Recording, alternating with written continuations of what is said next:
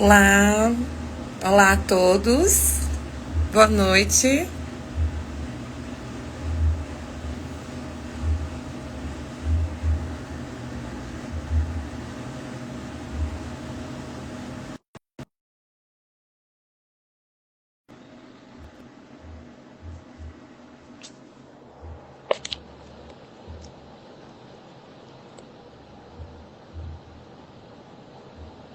Todo mundo aparecendo.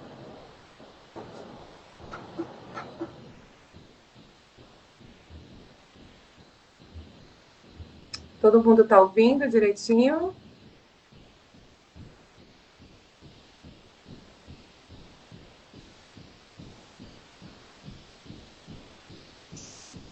Olá.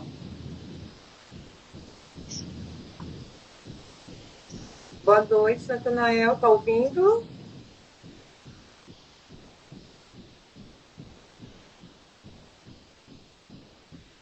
Aguardar só um pouquinho aqui, ele entrar na live. Acho que agora sim. Agora eu estou te ouvindo. Pronto. Pronto, foi um probleminha que deu aqui, mas eu não consegui iniciar a live, por isso que eu pedi para que fosse ao contrário. Sem problema. Em primeiro lugar, seja bem-vinda, doutora Alessandra. Eu quero, em primeiro lugar, agradecer pela sua disponibilidade e por ter aceito o convite para participar da live, né, juntamente comigo. E as pessoas que estão assistindo, conforme a gente havia anunciado, né, com uma certa antecedência, né, está aí a nossa live com o tema de saúde mental. Para quem está no Brasil, agora são 19h15, né? 19. 19 horas aqui no Brasil.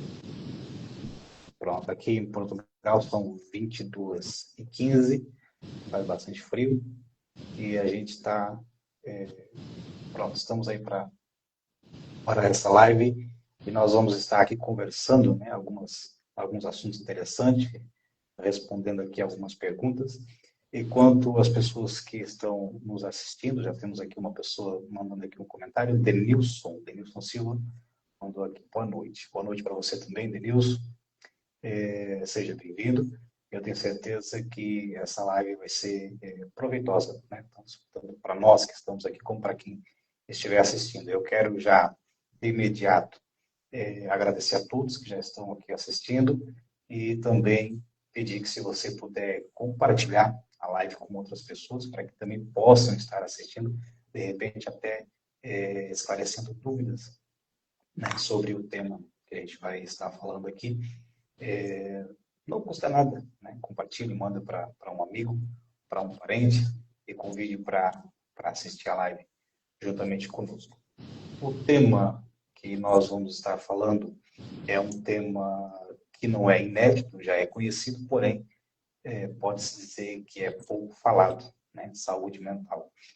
A pergunta que eu já quero deixar no ar, ou aliás, antes dessa pergunta, eu quero estar aqui abrindo o espaço, a oportunidade para a doutora Alessandra se apresentar, se sentir à vontade, falar um pouquinho do seu trabalho, da sua formação, né, e a forma com que você tem atuado.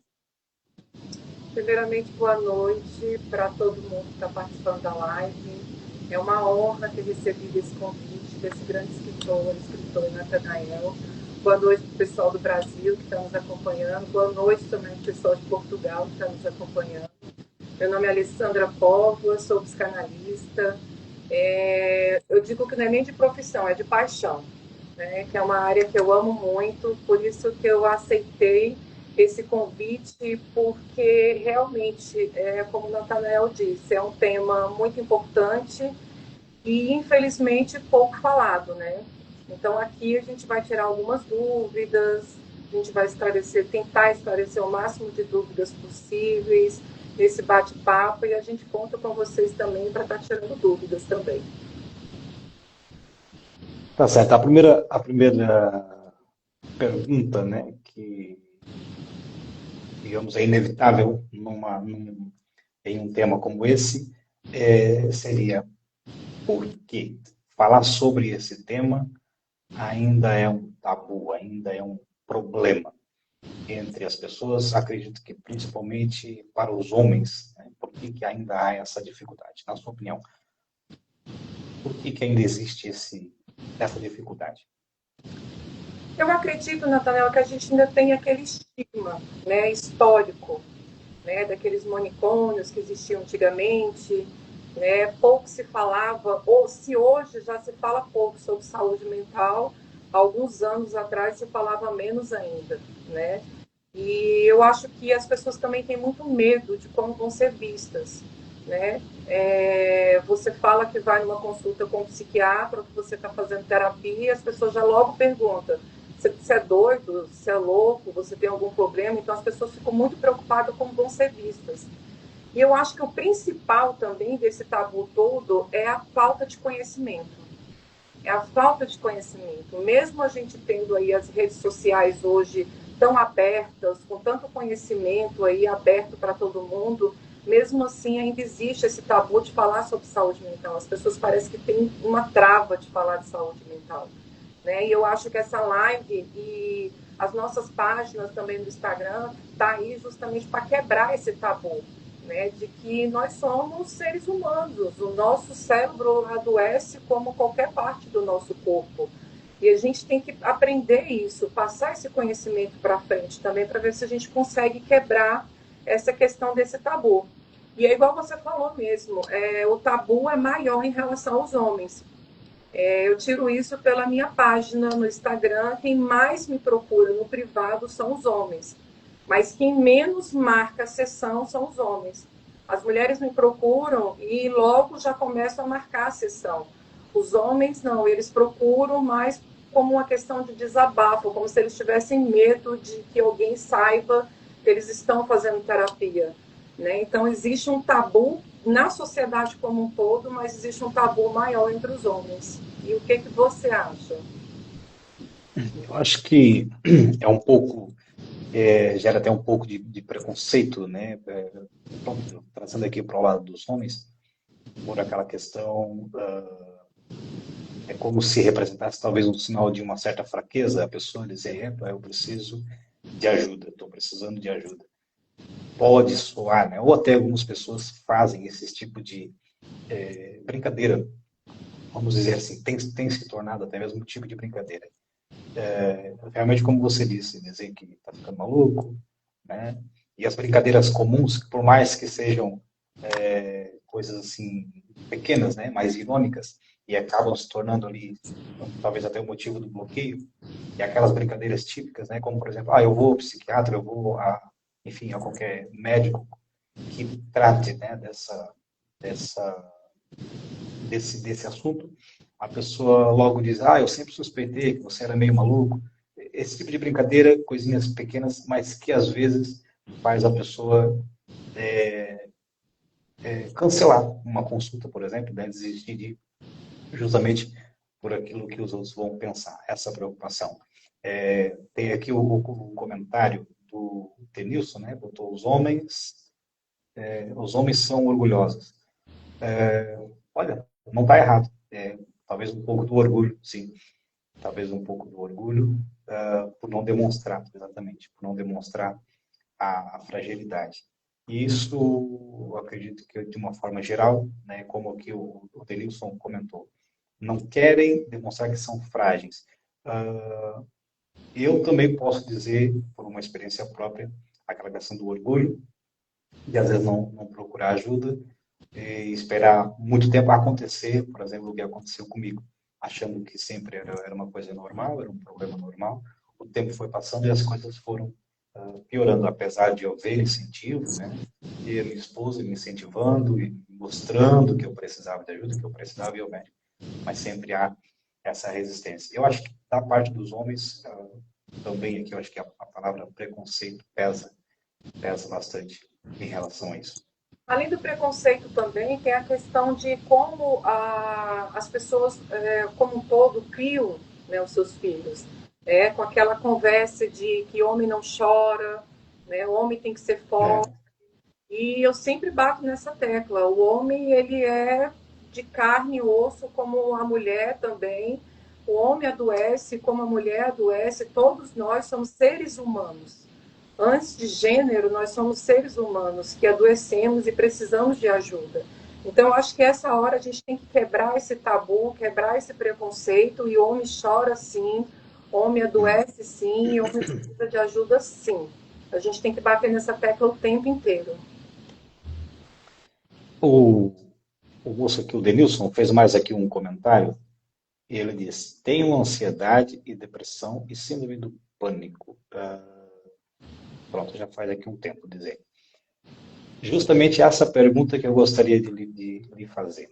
Né? Como uma profissional, você vai saber me responder melhor do que ninguém. O que é, na verdade, a depressão e a ansiedade? Primeira coisa que é importante a gente falar, a depressão ela é um transtorno mental. A depressão ela é uma doença, tá? Ela é uma doença como qualquer outra. Quando você está com a pressão alta, você procura um médico. Quando você está com diabetes, você procura um médico. E você não tem tabu nenhum. Você está com a pressão alta, você procura um médico e você não tem nenhum tipo de preconceito em tomar medicação e está tudo certo. Quando se trata da doença mental, já começa a ser um problema para as pessoas. Então a gente tem que parar de minimizar a depressão. A depressão ela é um transtorno mental, ela é uma doença como qualquer outra e ela requer tratamento, ela requer cuidado. Ela não é uma tristeza como as pessoas pensam. As pessoas, eu vejo que elas minimizam muito a depressão.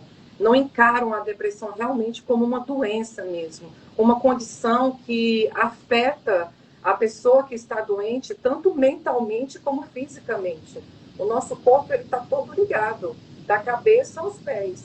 Então, se eu adoeço mentalmente, automaticamente o meu corpo vai adoecer também. Então, é uma doença que requer tratamento, é um transtorno mental, isso tem que deixar claro, é uma doença que precisa de tratamento. E todo mundo tem que buscar tratamento, sim. Você não consegue vencer uma depressão forte, dizendo, é um sofrimento, a pessoa está com uma tristeza. Não, não é uma tristeza, é uma doença. E precisa ser tratada. Eu estou conversando com a doutora Alessandra Póvoa. Né? Estamos falando sobre saúde mental, em específico o tema depressão, ansiedade. Realmente, como você falou, isso é uma doença e muitas pessoas têm atribuído isso a alguns fatores. Né? Eu quero aqui, o nosso objetivo nessa live é falar sobre a saúde mental e puxar aqui uma pequena ponta para um tema que eu já falei isso outras vezes em vídeos e até mesmo em particular com pessoas que eu tenho conversado, mas eu quero insistir novamente nesse assunto que talvez para você também não seja novidade, né? Que há certas pessoas que tentam atribuir, por isso que eu digo que há um certo preconceito nessa questão de depressão, tentam atribuir essa questão mental com espiritual. O nosso objetivo aqui não é tratar, não é falar sobre religião, né, ou qualquer assunto relacionado à espiritualidade. Mas eu acho que essa questão de psicologia pronto, e religiosidade, vamos dizer assim, quase que trabalham ali, talvez não junto, mas também não um contra o outro.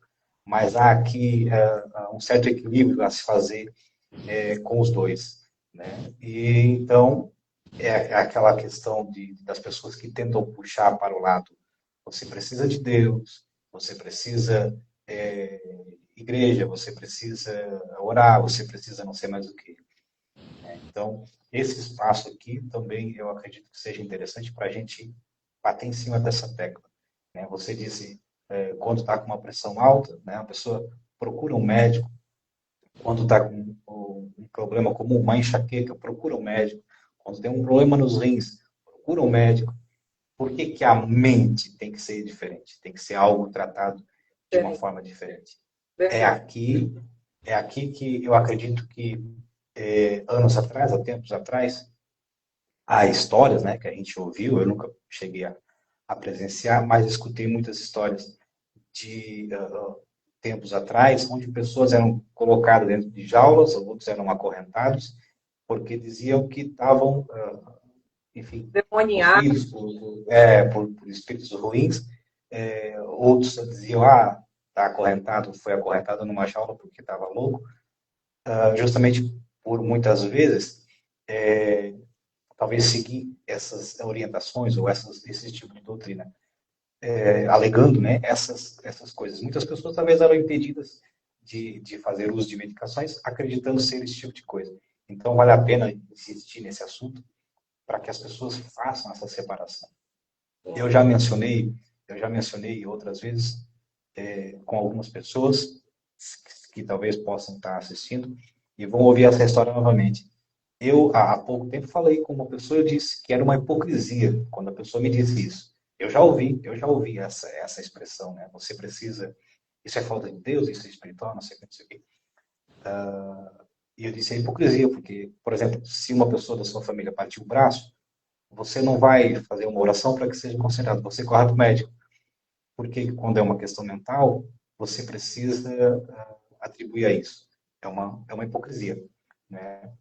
Então, é bom a gente lembrar desse equilíbrio, dessa divisão que precisa haver entre a saúde, a ciência, a medicina, né, e o espiritual. É uma coisa que puxa para o outro lado, né? Então, é interessante a gente mencionar sobre isso. Sim, com certeza.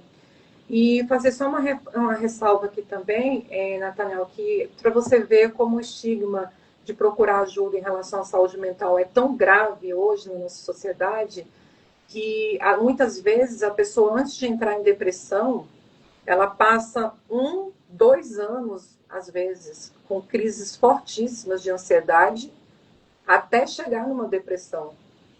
E mesmo assim não procura ajuda. Crise de ansiedade é super doloroso. A pessoa sente dores no corpo insuportáveis, um cansaço assim surreal, uma exaustão mental muito grande. Então ela passa anos em sofrimento para depois entrar numa depressão, sofre com a depressão para depois buscar ajuda. Às vezes é mais fácil a pessoa lidar com a dor da depressão, e olha que a dor da depressão é dilacerante, é uma dor, eu não sei nem qual adjetivo que eu posso colocar mais aqui, dilacerante, é cortante, é cruel a dor da depressão. E às vezes a pessoa aguenta a dor da depressão por conta do tabu, mas evita buscar ajuda. Muitas vezes a pessoa só vai buscar ajuda quando realmente está no fundo do poço. Antes disso, é muito difícil a pessoa buscar ajuda por conta própria. Olha, teve aqui uma pessoa, fez aqui um comentário, por acaso até interessante. Antes de procurar ajuda, muitas pessoas recorrem aos vícios antes de procurar ajuda. Isso é verdade. É pura Isso é verdade. verdade. A O pessoa, ela vai buscar. drogas, ela é uma fuga, né? Você entrar para o álcool, entrar para as drogas, é um vazio, é uma fuga que você está procurando, né? Muitas vezes você está com algum problema depressivo, mas aí você recorre ao álcool, às drogas como forma de alívio. Só que é um alívio imediato. Logo depois vem o vazio. E a nossa intenção como profissionais é justamente tratar esse vazio, não é colocar outro problema em cima desse vazio. Né? E a gente vê muitas pessoas realmente colocando a droga, colocando o álcool como se fosse um tratamento, um alívio para a alma, um alívio para a dor. Mas é um alívio momentâneo que não é um tratamento. A gente precisa de outro tipo de tratamento. Sim, e no meio disso, quando as pessoas, por exemplo, entram, né, ficam extremamente viciadas, por exemplo, na bebida ou nas drogas, também gera o preconceito que muitas vezes muitos de nós, né, vamos incluir aqui nós, quero puxar essa responsabilidade para cima de mim também. Às vezes fazemos aqui certos julgamentos. Ah, entrou porque por influência, entrou porque quis, e às vezes não é isso. Às vezes é um problema que está lá escondido, a pessoa não conseguiu botar aquilo para fora, né, soltar para fora, e acaba se refugiando nessas situações e acabam sendo aprisionada nesses vícios. Eu gostaria de fazer aqui uma outra pergunta para você, mas antes eu queria pedir aqui a pergunta que eu vou lhe fazer antes de você responder. A pergunta que eu quero lhe fazer é: quais são as causas, né, ou as mais comuns da depressão? Antes de você responder, eu queria mais uma vez aqui agradecer as pessoas que estão aqui nos assistindo e também pedir, né, que você compartilhe essa live com outras pessoas para que outras pessoas possam também vir assistir. Pessoal que às vezes é ali do meu Instagram, não segue o Instagram da doutora Alessandra, né, já peço também que siga lá o Instagram dela, ou quem puder também seguir o meu perfil, a gente agradece. Isso ajuda, né? Nos ajuda no nosso crescimento. O trabalho são trabalhos diferentes, mas o objetivo, né, é o mesmo, que ajudar pessoas, né? E depois, mais para o final da live, a gente vai trazer aqui também uma novidade legal, né, em relação a um trabalho que eu tenho feito. A gente vai falar depois mais para o fim. Então, a pergunta que eu queria lhe fazer: quais são as causas da depressão, ou pelo menos as mais comuns? As causas, elas variam muito, tá? Variam muito. Ela pode ser tanto genético, como pode ser biológico também, que é pouco falado sobre essas duas questões. Ambientais também, estresse, traumas, perdas. Então, tudo isso pode ocasionar uma depressão numa pessoa, né? Eu sempre costumo dizer que o ser humano ele é único. A mesma dor, a mesma depressão que é causada numa pessoa não necessariamente é causada em outra. Às vezes, uma depressão em uma pessoa foi um trauma, uma perda de alguém, um sofrimento intenso que a pessoa passou, um trauma muito grande que a pessoa passou. Muitas vezes, realmente, é por predisposições familiares mesmo, é por questões genéticas. Então, isso varia muito de pessoa para pessoa. Por isso que é importante a gente falar, porque às vezes a gente pensa que a depressão ela só vem por uma tristeza grande, um rompimento de um casamento, uma perda de um emprego e a pessoa entrou em depressão. Não. Muitas vezes é por fatores genéticos mesmo, por fatores biológicos mesmo, químico, cerebral. Então é importante a gente também saber disso. Para a gente não achar também, para a gente mais uma vez não minimizar a depressão. Para a gente ver o tanto que ela é séria. Então, são vários fatores a questão para desencadear uma depressão numa pessoa. E a questão, por exemplo, de vícios, isso é um fator genético? Também pode ser um fator genético também. A questão dos vícios pode ser um fator genético, sim. E também pode ser outras questões também, como a mesma coisa da depressão. Traumas, vazios, rompimentos, perdas importantes. O álcool e as drogas também entram nesse espaço da mesma forma, tanto da parte genética como na parte ambiental também, que entra nos traumas, no estresse, nas perdas também. Tanto o vício como a depressão é a mesma coisa.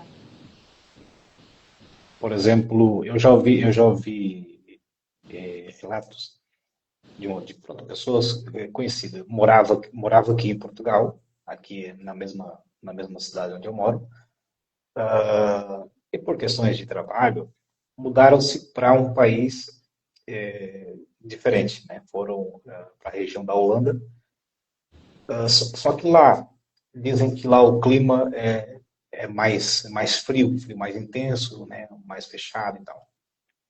A pessoa comentou comigo que quando houve essa mudança, né, era também, né, além da questão do trabalho, incluía a questão de um familiar que estava passando por uma situação de depressão. Então saiu um pouco, que era pronto, com juntou, né, as duas situações para uma finalidade positiva. E ele disse que quando chegou lá, devido a esse ambiente, as coisas pioraram um pouco mais em relação à depressão. Isso certamente influencia também, ou Com, não? com certeza influencia também. Inclusive tem estudos, né, de países, eu não lembro o nome do país, não sei se é a Suíça, não lembro aqui exatamente qual é o nome do país, mas é um país muito frio, que parte do ano ele fica mais de dia, ele fica mais à noite do que de dia. Parte do ano é mais frio do que calor. E nessa região o índice de suicídio é muito maior, porque a gente precisa da luz do sol, a gente precisa, é o corpo da gente que precisa da luz do sol também. Uhum. Então, tem uma predisposição para ter mais suicídio nesses países também. Esse país, por acaso, eu já ouvi falar sobre isso, se eu não me engano, é a Noruega, É a onde muito Noruega, né? acontece isso. Parece que sim, parece que sim. Também tenho pessoas, colegas que já viveram na Inglaterra e diz que lá também é um índice bem grande de pessoas com depressão, justamente devido à questão do próprio clima. Escurece muito cedo, durante o dia é muito cinzento, enfim, Eu tem acho que todos uma esses. pessoa também, por exemplo, é, eu vou falar de mudança de país pela, só por um quesito aqui. Pela mudança de país, a pessoa acaba não tendo tanto a presença da família, acaba se sentindo um pouco só. O brasileiro, por si só, ele é um povo mais acolhedor, vamos dizer assim, um povo, né, que se beija, que se abraça mais em público. Isso é natural aqui para a gente. Mas tem países que, né, são países onde as pessoas são um pouco mais frias. E nisso gera também uma depressão nas pessoas. Né? Eu acho que o ser humano ele nasceu para conviver em sociedade, né? Ele precisa um do outro, nós precisamos um do outro. Então eu acho que quando vem essa solidão, eu acho que esse vazio de você não ter com quem conversar, você não sentir o toque, não sentir o abraço, isso desencadeia também uma depressão também. Aqui, por acaso, aqui em Portugal também há também esse índice, né, da depressão e também muitos casos de suicídio. Por acaso, a gente vê muito isso aqui. Eu quero que ler aqui alguns comentários. Teve aqui um perfil chamado Beleza Raiz, que colocou assim: boa noite, parabéns pela iniciativa, muito difícil o diagnóstico sobre saúde mental, até ter ideia. A ideia é ajudar com o diagnóstico certo. Vamos falar, conhecer mais. Parabéns. Pronto, obrigado pela participação. Teve aqui também o Adílio, que deixou aqui também o seu comentário. Seja bem-vindo. O Denilson, né, comentou mais uma vez: tenho todos os sintomas que se vocês imaginarem, se for anotar no caderno, vai a folha toda. Olha, Olha, estúdio Tati Nascimento. Depressão pode não ser só tristeza, mas irritabilidade. Eu passei muito por isso, a questão da irritabilidade. Foi quando eu percebi que a minha situação estava assim, muito extrema. Foi quando eu comecei a, como é que eu vou, não vou dizer não ter controle, mas eu tinha a sensação de que não ia ter mais controle sobre essa questão da irritabilidade. Só que era uma coisa, uau, eu costumo dizer, desculpa. o estresse muito aflorado, né?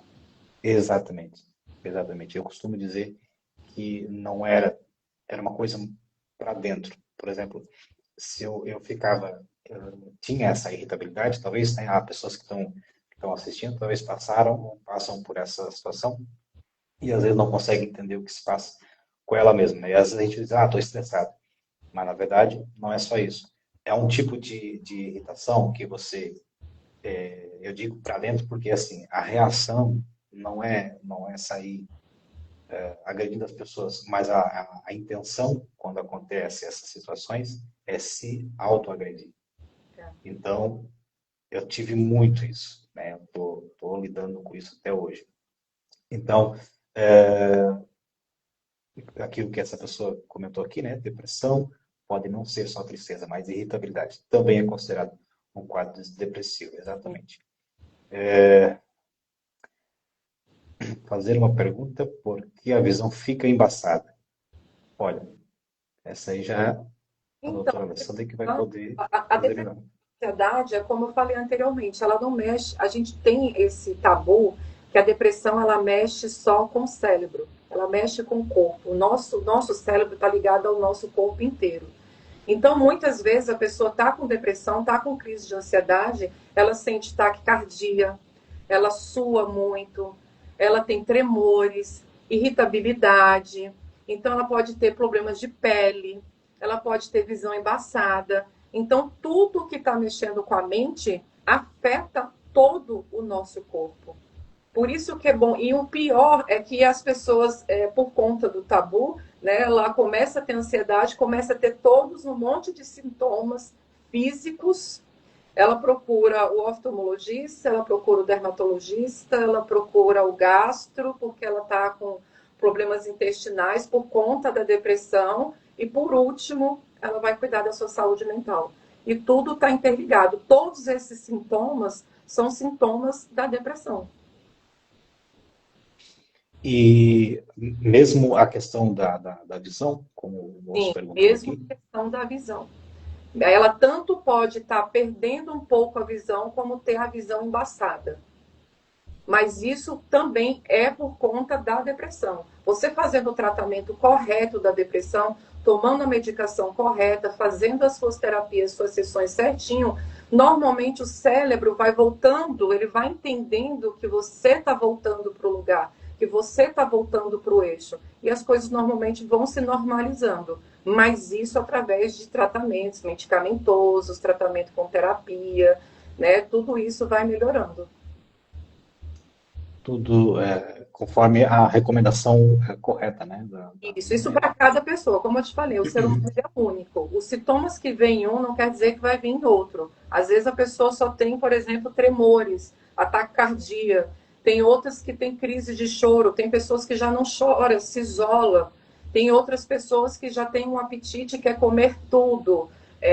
Engorda muito. Tem outras pessoas que perdem o apetite. Tem pessoas que têm insônia. Outras pessoas já querem dormir demais, meio que para fugir da realidade.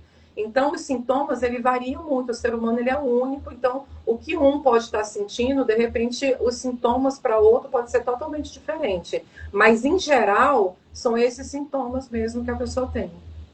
Uhum. Sim, entendi. A minha esposa, ela tem passado por problemas de ansiedade. E um dos sintomas, né, que ela sentiu durante muito tempo, até na altura, quando ela começou a ter esse problema, a gente achava que era um problema sério no coração. Ela tinha o coração super acelerado.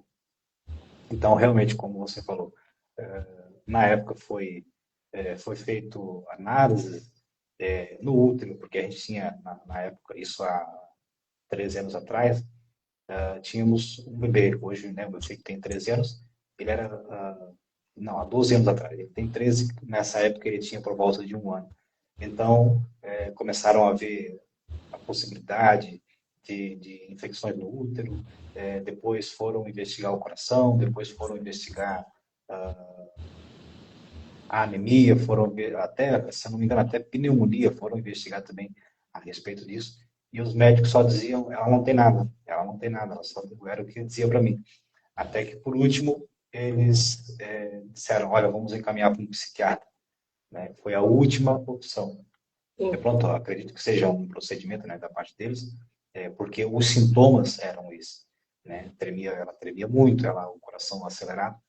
E eu também estava acreditando que realmente fosse algum problema cardíaco, né? Mas só que depois, quando passou a mão para a mão de uma pessoa né, que realmente trabalha com essa parte, ele logo já identificou o problema, já conseguiu localizar, né, o problema e iniciou o tratamento. Então, realmente são questões que são sintomas que confundem, né? Confundem muito com doenças que a gente às vezes pensa que é alguma coisa, como é que se diz? Grave, né? Não que não seja, não que Ou que não, depressão, ansiedade não seja algo, mas a gente acha que é logo já alguma coisa para a morte imediata. eu abro até uma brecha também para essa questão que você falou da sua esposa em relação à ansiedade. Eu tenho ansiedade crônica. E eu descobri muito cedo, muito nova. a minha ansiedade crônica. Aí ficou, demorei muitos anos, eu era muito novinha, mas demorei e ficou crônica. Faço tratamento até hoje por questões de ansiedade. E eu mesmo tinha um tabu comigo mesmo por trabalhar na área de saúde mental e falar para meus pacientes, eu também tenho ansiedade. Aí a pessoa pensar, nossa, como é que você tem, como é que você trata uma pessoa, né? Ficava meio contraditório. Então eu tinha esse tabu de falar para meus pacientes. Hoje eu falo abertamente, porque eu acho que eu acabo ficando mais empática com meus pacientes, porque eu sei exatamente a dor que ele está sentindo. Quando eu vejo os meus pacientes falando assim para mim, eu falo para ele assim: você está sentindo isso, isso, isso e isso. Como é que você sabe? Porque eu também já tive ansiedade, eu também trato ansiedade, eu também já tive crise de ansiedade. Eu também sou um ser humano igual a você. Apesar de trabalhar na área da saúde, eu sou um ser humano também. Então, assim, eu acho que falar sobre isso também da minha parte abre muito espaço para empatia, né? Além de estudar sobre a área, eu também senti na pele o que é. Então, eu posso falar assim claramente sobre os sintomas que a pessoa está sentindo, porque eu sei como é. Então, acaba que a minha empatia, ela dobra como psicanalista, ela acaba dobrando, né, a minha empatia. Então, eu acho isso muito bacana, a gente falar abertamente sobre isso, todo mundo. Não é porque um cardiologista, ele trabalha com cardiologista que ele não vai ter problema no coração.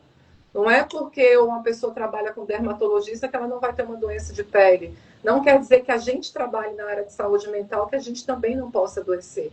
A gente também pode adoecer porque nós somos os seres humanos como qualquer outro. E para mim foi muito difícil também, porque os sintomas que eu sentia era muito a questão intestinal.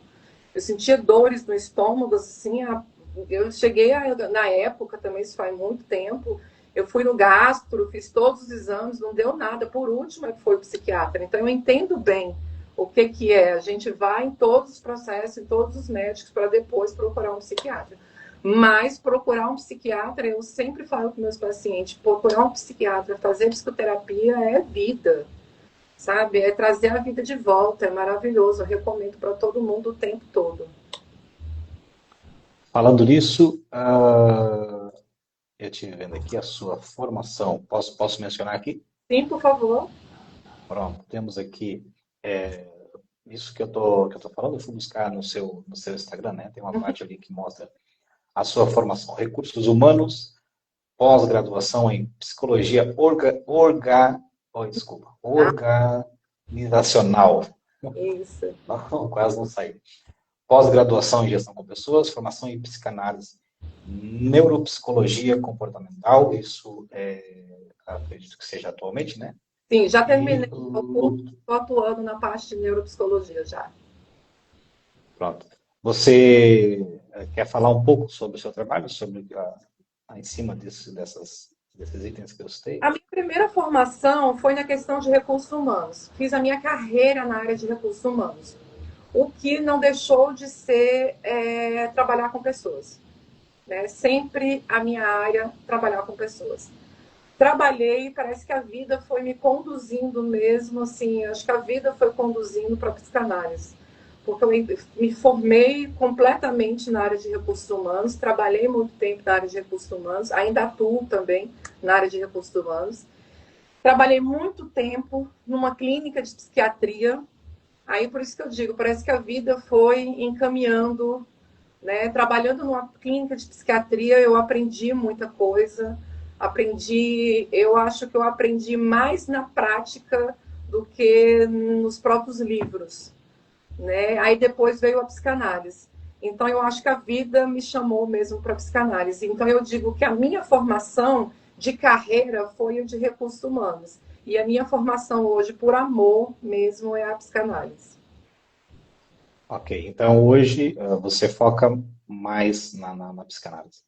Na verdade, eu estou focando nos dois. Eu tenho os dois empregos. Eu tanto trabalho durante o dia na empresa de recursos humanos, que também entra a psicanálise também, né? E também atendo os meus pacientes online também. Então, eu trabalho nas duas áreas, por enquanto está dando tudo certo. Que bom, que ótimo. Então pronto, é, já fica aí dado o recado, né? As pessoas que desejarem, né, estar marcando uma consulta, também tem essa possibilidade de ser online, né? Eu faço todas as minhas consultas online. Eu quero aqui mencionar algumas pessoas que têm aqui comentado. Paulo Sérgio mandou aqui boa noite, seja bem-vindo, Paulo Sérgio. Edilene Carvalho, deixa eu ver o que mais aqui. Matheus Marques. Paulo Sérgio fez aqui uma pergunta. Eu acredito que não seja uma pergunta, acredito que ele só fez um comentário. Como vocês falaram, o apetite vai embora, tem insônia. Acredito que seja apenas um comentário. Teve aqui também um comentário. É um dos Desculpa, que acaba mesmo. Inclusive, ela vai destruindo o cérebro da pessoa, né? A insônia, ela, além de ser um dos causadores, uma das causas que prejudica mais a depressão, ela também prejudica o corpo físico. Porque uma pessoa que não dorme uma noite de sono tranquila, ela acorda no outro dia sempre cansado. Então vai chegando a exaustão, o ser humano vai chegando num ponto onde ele vai perdendo o equilíbrio mental, o equilíbrio da razão, do senso de responsabilidade por conta da ausência de sono. Então é extremamente prejudicial, tanto para a mente da gente, tanto para o corpo físico também. A questão do sono. Pronto. Teve aqui também uma participação. Eu mencionei aqui o nome, passei assim um pouco rápido, mas depois. Aqui, Teus Marques, é o Matheus Marques. Esse é sobrinho da minha esposa, também está assistindo, lá do Rio Grande do Sul. Opa, bem-vindo. Da cidade que me fugiu o nome aqui agora. Tramandaí. Enfim, outras pessoas estão aqui. Teve aqui o Leandro, também fez aqui o seu comentário, a sua participação. E eu quero fazer aqui mais uma pergunta que também é bem interessante. E, por acaso, já vi pessoas fazendo essa pergunta. Antes, eu queria mencionar aqui um comentário que alguém falou aqui, que faz muito sentido também. Até o sono é desregulado. Eu me identifico muito isso com essa questão do sono, porque, assim, eu vou falando aqui por mim, eu, em relação ao sono, quando chega à noite, principalmente depois que eu tomo o remédio, a questão há pessoas que não conseguem dormir, né? Eu já vi muitos relatos disso, de pessoas que, quando estão em depressão, não conseguem dormir. No meu caso, parece que existe um relógio natural, e claro, também com os remédios que eu tomo, é como se desse uma martelada na minha cabeça. Eu apago. A gente tem um bebê em casa, a minha mulher às vezes diz, o bebê gostou de dormir, pulava em cima de ti, eu não vejo absolutamente nada. Ela diz, ele bate na tua cara, porque está elétrico, né? Tá com energia, até pegar no sono, fica ali fazendo as suas brincadeiras. E eu digo, eu não vejo absolutamente nada. Agora, o que me incomoda, que no dia a seguir me faz acordar extremamente cansado, acredito que há pessoas que passam por isso, porque na internet eu vejo muitos comentários sobre isso, são a questão dos pesadelos. São coisas terríveis, sem sentido nenhum, né? Eu acredito que alguém talvez possa se identificar com isso. São coisas... Quando eu estou com um paciente que ele me relata que está tomando remédio para dormir, que está sendo muito pesado e que no outro dia de manhã ele ainda tem uma indisposição, ele tem uma dificuldade ainda de acordar para a vida de manhã, vamos dizer assim. Normalmente, Alessandra, né, eu não sei se todos os profissionais agem dessa forma, normalmente eu costumo fazer um relatório para o psiquiatra desse paciente solicitando a troca do remédio. Porque eu vejo muitas mulheres que são mães que precisam acordar de noite por conta do filho, ou muitas vezes moram só, tem medo, né, de apagar e acontecer alguma coisa, tá dormindo. Então, normalmente eu peço ao psiquiatra a troca da medicação, porque existe medicação para dormir mais tranquila e funcional e com a mesma funcionalidade. Mas não precisa te dopar de um jeito tão drástico desse jeito. Tá? Hoje a gente tem medicações novas aí no mercado para insônia, que são super potentes e, né, a pessoa não precisa ficar tão dopada e no outro dia de manhã se sentir ainda meio grogue, assim, né, ainda meio com dificuldade de acordar. Então, normalmente, quando o paciente chega assim, eu peço ao psiquiatra a troca da medicação. Sim, no meu caso foi eu, além da medicação da depressão, eu tomava um a mais para dormir, porque assim, a questão do sono, eu sempre, né, dormi bem. Houve períodos em que tive problemas, mas isso foi muito lá no passado. Mas atualmente, de forma geral, costumo dormir bem. Mas era sempre essa questão dos pesadelos. Ele disse, então eu vou te dar aqui uma medicação realmente para você dormir. Só que não é só a questão de pegar no sono, é uma questão de relaxar realmente. Então no dia seguinte eu acordava muito exausto. Foi trocado novamente. A medicação foi mudada para uma outra, a situação continua a mesma, então foi cancelada a medicação. Só que isso persiste, mesmo tomando apenas o remédio da depressão, essa questão. E quem passa vai entender o que eu estou falando. Teve aqui uma pergunta, antes de eu fazer a pergunta que eu ia fazer aqui, a pergunta que a minha esposa fez aqui, a Mônica Coelho, fez aqui uma pergunta. Qual é a diferença da terapia para uma consulta com um psicólogo? Ou é a mesma coisa? Na verdade, é a mesma coisa. A diferença são técnicas que são usadas em estudos diferentes. Um usa a técnica, vamos dizer assim, de Lacan, o outro de Freud. Mas são técnicas usadas diferentes. Mas é praticamente a mesma coisa. Ok. Então tá aí, tá respondido. É a mesma coisa. Um outro comentário aqui. Sonos parece não ter sentido, realmente. Aliás, sonhos, né? Sonhos parecem não ter sentido. Sim. Isso Mas há todo é sentido uma na questão do sono psicanálise. também, Natanael, é uma questão que essa medicação, ela não está descansando seu cérebro. Ela não está descansando o cérebro do paciente. O certo era você relaxar, dormir tranquilamente e acordar bem. A partir do momento que você toma uma medicação que te apaga e te faz sonhar sonhos o tempo todo, a sua mente está trabalhando, a sua mente não está descansando. Então, automaticamente, o paciente continua cansado, ele continua com a exaustão. A depressão continua, porque o cérebro desse paciente não está descansando. Então, eu acho sempre importante a troca da medicação por conta disso. O certo é uma noite tranquila de sono. Eu sei que isso é difícil, e até para a psiquiatria também é difícil. Muitas vezes você Sim. entra com a medicação, essa medicação não faz efeito, você tem que trocar a medicação, aumentar a dose da medicação. É um processo, às vezes, um pouco demorado. Infelizmente, mas é um processo um pouco demorado. Tem paciente que já vai no consultório psiquiátrico, passa uma medicação, ele se dá super bem, não tem efeito colateral, dá tudo certo. Remédio para dormir, está tudo tranquilo. Mas tem paciente que demanda um pouco mais do psiquiatra. A troca da medicação, o aumento da dosagem, baixar a dosagem. Então, tem alguns pacientes que realmente demandam mais do psiquiatra nessas questões medicamentosas. Então, nesse caso, a pergunta que realmente eu li ele fazer, e também aqui teve uma pessoa que fez. O correto seria não sonhar ou não sonhar. É normal? Seria normal, então, se uma pessoa. Porque eu já vi muitas pessoas dizer que não sonham à noite, dormem a noite inteira, não sonham com nada.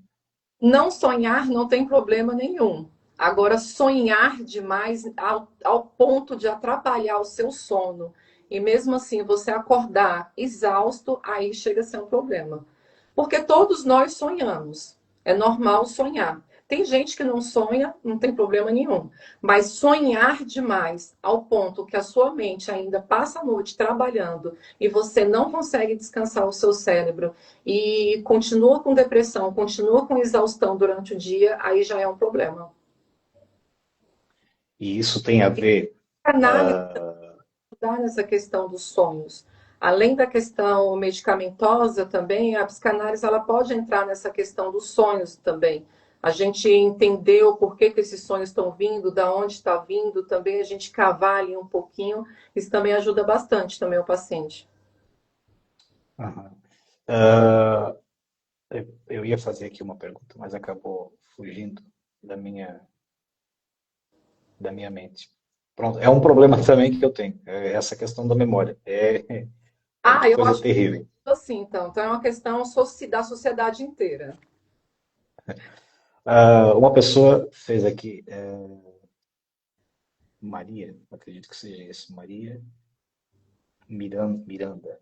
Maria Miranda Inês, acredito que seja esse o nome, desculpa se eu falei errado. Fez aqui um alerta, algo interessante. Boa noite, a depressão é algo muito grave. Meu filho tentou o suicídio, está num estado gravíssimo de depressão. Eu acho que esse tema é muito importante para alertar as mães e pais. Eu acho que isso é muito interessante, Muito. Muito. porque A gente falar tanto por da experiência própria. depressão mental e falar do suicídio abertamente, né? Falar de suicídio não deveria ser um tabu. Eu fiz uma pesquisa para trazer para essa live é, dados da OMS, Organização Mundial de Saúde. Em 2024, para vocês terem ideia, em 2024, só aqui no Brasil, nós tivemos 14 mil pessoas que morreram de suicídio. Tá? Então, Nossa. são dados da OMS. Em média, 38 pessoas por dia tá tirando a sua vida. Hoje, aqui no Brasil, está morrendo mais pessoas pelo suicídio do que pelo câncer. E mesmo assim, a saúde mental não é tratada como deveria ser tratada. Então, se você tem em 2024 14 mil pessoas que morreram de suicídio, o que está faltando para a gente falar mais sobre suicídio, falar mais sobre saúde mental? Alertar as pessoas, tirar o tabu, levar conhecimento. O que está faltando, né? Uhum. Pois não precisa esse número aumentar mais ainda, né? E a Já está tendência aí mais do que. porque a gente está numa sociedade adoecida, né? Você vê a Uhum. sociedade adoecida, você vê a sociedade estressada. Eu acho que uma das coisas que até que está piorando a situação também é a questão do mesmo jeito que as redes sociais traz muita informação para a gente também, ela cobra muito, está cobrando muito, muita rapidez, muita tecnologia, tudo muito rápido. As pessoas têm que resolver as coisas rápido, tudo muda muito rápido, o celular é trocado muito rápido. Influenciadores que fazem fantasias de vidas que não existem. Isso confunde muito a cabeça das pessoas. Então, a rede social, do mesmo jeito que ela alerta, que ela pode trazer uma ferramenta boa para a gente, mas ela também está deixando as pessoas muito adoecidas e distante umas das outras, né? Porque as famílias estão distantes, cada um com seu celular, cada um assistindo alguma coisa, as famílias não estão mais juntos, os amigos não estão mais juntos por conta das redes sociais também, né? Então, eu chamo um alerta, até de repente um tema para a nossa próxima live também, né? Sim. Isso acho que já até responde aqui a pergunta que foi feita da, acredito que seja Tati, né? Estúdio Tati Nascimento. Ela fez aqui uma pergunta, o que você acabou de dizer, basicamente responde qual a visão de vocês sobre as redes sociais. Tem impacto negativamente na questão do suicídio?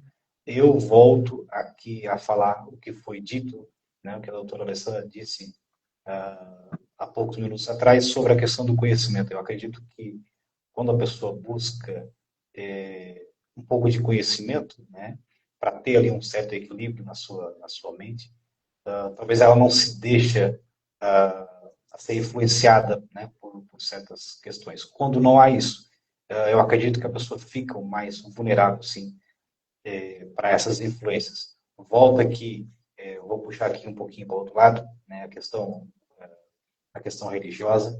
Há uma parte na Bíblia Sagrada, eu acredito que uma coisa que todos conhecem, né? Que Jesus Cristo uma vez disse que as pessoas às vezes perecem pela falta do conhecimento. O contexto lá era um pouco diferente, mas vamos pegar esse texto, né? Vamos trazer aqui para o nosso contexto.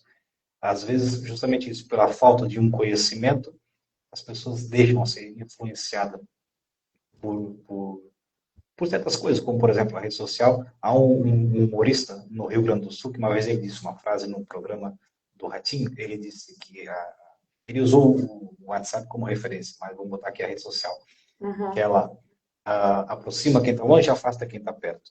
Né? Isso. E realmente essas coisas são perigosas. Então, Há essa necessidade de ter também aí um conhecimento em relação a isso para você saber aproveitar aquilo que vai afetar a sua vida ou não, né? Porque há pessoas que são um pouco mais frágeis e Sim, acabam caindo, né, Há um tempo atrás houve um jogo, um desafio que eles faziam na internet e muita gente acabou caindo sim. nessa influenciados, né, por isso. Hum. Uma outra pergunta que fizeram aqui, ah, não foi uma pergunta, foi apenas um comentário, fazendo o tratamento correto. Não, foi uma pergunta. Qual o prazo para se curar ou depende de cada pessoa? A doutora Alessandra pode responder melhor, mas eu acredito que não há um prazo. Eu acredito que seja dependendo de cada situação, né? Sim, não, eu acho que quando o paciente, na primeira sessão que o paciente entra comigo, é a primeira pergunta que ele faz. Eu vou ficar quanto tempo fazendo tratamento? Né? E a primeira coisa que eu digo, não é cada ser humano, como eu digo, ele é único, né? Cada depressão é cada depressão, cada dor é cada dor, a sua dor é única, né? Então não existe um prazo para a medicação, não existe um prazo para você ser curado da depressão. A gente não pode dar um prazo disso. O que a gente pede é o apoio do paciente para fazer o tratamento da forma correta, tomar a medicação da forma correta, fazer as sessões da forma correta, fazer os exercícios das sessões que a gente faz, que a gente pede da forma correta, ser sincero na questão dos sentimentos, né, nas sessões terapêuticas. Então, com ajuda medicamentosa, ajuda da psicanálise, ajuda do paciente, a gente tenta ser o mais breve possível, mas não tem um prazo, que a gente não pode dar um prazo. Ok, tá bem explicado. No gancho dessa questão de prazo para questões de cura, vamos dizer assim, para depressão, queria te fazer uma pergunta. Sim. Como é que foi para você descobrir a depressão e como é que foi para você buscar ajuda? Você, Natanael. Pronto, para mim foi assim. Esse problema eu carrego desde a minha infância. E foi uma das razões pela qual eu escrevi o meu livro. A lembrança que eu tenho, né, foi a partir dos meus 11 anos de idade, eu comecei a ser tomado por tristeza. Era uma coisa repentina, era um evento, né, que acontecia, e aquilo foi se tornando mais intenso na minha vida, tanto na adolescência, tanto na infância, na adolescência, na fase adulta, só que havia aquela regra, né, na minha cabeça que era isso é uma coisa normal, isso é bobagem, é apenas uma tristeza. E eu nunca dei atenção a isso. Envolve muitas questões da infância, de família, envolve tudo isso. Mas, enfim, de uma forma geral, veio lá de trás, não foi uma coisa que surgiu assim, de repente, do nada. E eu fui deixando passar, fui deixando o tempo passar, sem pedir ajuda. Mas você foi deixando passar Depois, por falta de conhecimento ou por algum tabu mesmo? eu acho que o que foi dito lá no começo da live, teve uma pessoa que comentou, foi mais uma questão do orgulho. Tipo, é normal, é uma bobagem. Às vezes eu confesso que cheguei a momentos, cheguei a pensar, será que eu tenho depressão? Lá atrás, quando eu ainda era solteiro. Mas logo em seguida, o orgulho falava mais alto. Ah, isso é normal, isso é uma bobagem. E depois, há pouco tempo, isso foi há pouco mais de um ano, foi quando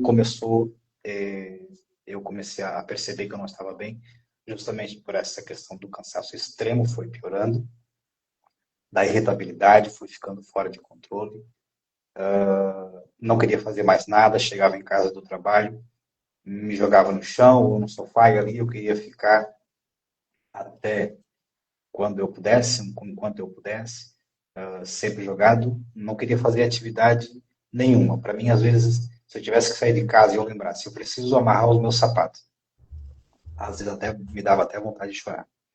Aquilo era um sacrifício muito grande. E a minha esposa foi a pessoa que me incentivou bastante, foi a pessoa que teve sempre ao meu lado, tu precisa de ajuda, tens que ir ao médico, E eu sempre resistindo àquilo. Foi a pessoa que mais me deu aquele empurrãozinho, né? Uhum. Foi ela. Eu devo isso a ela, essa gratidão a ela. Ela foi me mostrando, até que chegou o ponto que não precisava, até que chegou o ponto que eu disse, eu tenho que ir no médico, não estou bem. E quando eu cheguei lá no médico, fui com o pré-julgamento, cheguei no médico, indo antes de ir ao médico, ele não vai me dar atenção, ele não vai receitar uma coisa qualquer, vai dizer que é cansaço, vai dizer que é estresse. Eu já fui com esse preconceito. Quando eu cheguei lá, foi totalmente diferente daquilo que eu pensei. Ele abriu os braços e disse assim, uma das primeiras coisas que ele disse para mim, nunca vou esquecer. Ele disse, você não está sozinho, você não é o único. Você não é o primeiro que chegou aqui e me falou isso. Eu falo a Então mesma você não está sozinho. Exatamente. E para mim também era difícil, porque volto à questão da religiosidade. Eu tive um tempo nesse meio. Eu alcancei, por acaso isso eu falo no meu livro também, eu alcancei uma posição ali um pouco mais alta nesse meio religioso, né? Uma função de liderança, algo ali de uma certa importância. dentro da religião, né? Dentro, exatamente. Tive a atividade. Ó, a minha esposa ainda comentou aqui, ó, e ainda fui eu que tive que marcar, senão ele não ia. Isso foi verdade. Ela que teve que marcar. Eu acredito nela. Então, para mim, qualquer pessoa, na minha cabeça, qualquer pessoa que chegasse para mim, podia ser o meu pai, podia ser um amigo, podia ser um pastor, podia ser quem fosse. O conselho que ele fosse me dar era algo que eu já sabia, porque eu falava isso para as pessoas. Eu trabalhava isso nas pessoas. Uhum. Então eu dizia, não existe uma pessoa. A minha esposa falava, se tu não quer, então olha, por que tu não chama fulano de tal, tenta se abrir com ele. E eu dizia, aquilo que ele vai me falar eu já sei, eu quero que alguém me fale algo que eu ainda não sei para resolver o meu problema. Só que na verdade a minha mente não admitia que não era além da palavra, eu precisava da medicação. Né? Então tinha um pouco desse sistema ainda, né, da questão religiosa. Mas também, por um outro lado, as crenças religiosas foram o que me impediu de O que fazer uma dificultou, coisa. Desculpa. o que dificultou para você buscar ajuda mais rápido, digamos assim, né? Sim, dificultou na questão de buscar ajuda mais rápida, mas, por um outro lado, as crenças que eu já trazia lá da infância foi o que me impediram de cometer o suicídio, foi uma das causas. Né? Então, tem aí os dois lados. Então, foi difícil para mim também por essa questão. Mas a questão, por ser homem, foi aquela questão mais do orgulho, né? A minha esposa botou aqui, ó, ameacei voltar para o Brasil se eu não fosse. Isso é verdade. Teve aqui também, Tati Nascimento comentou, eu sou crente e posso dizer que as pessoas que mais precisam de apoio psicológico estão nesse meio. E eu concordo. E eu também concordo. Eu também concordo Sim. plenamente, plenamente. Porque assim, desculpa. Pronto, eu vou trazer aqui um pouco para esse lado. Por que isso acontece? Porque quando se está lá dentro, existem ali doutrinas. Pronto, vamos trazer aqui essa palavra. E essas doutrinas, ela vem,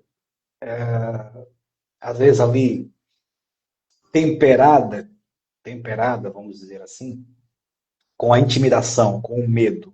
Isso. Isso começa a criar uma dependência nas pessoas. Se eu fazer isso, vai acontecer tal coisa. Se eu fizer aquilo, eu vou ser castigado. Então, Exatamente. é medo que você, né? Exatamente. Você pega as pessoas ali pelo medo, não é pela espiritualidade, é um medo. Exatamente.